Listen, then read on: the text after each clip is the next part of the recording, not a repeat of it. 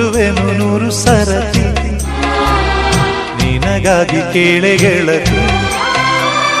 ವಿಧಿಯಿದ್ದು ನಿನ್ನ ಸವತಿ ಆದರೂ ನೀನೇ ನನ್ನ ಒಡತಿ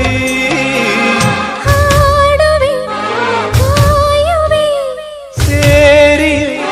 ಸಾಯುವೆ ಆಗ ಬಂದನು ನೆನಪಿಗೆ ಈಗ ಬಂದ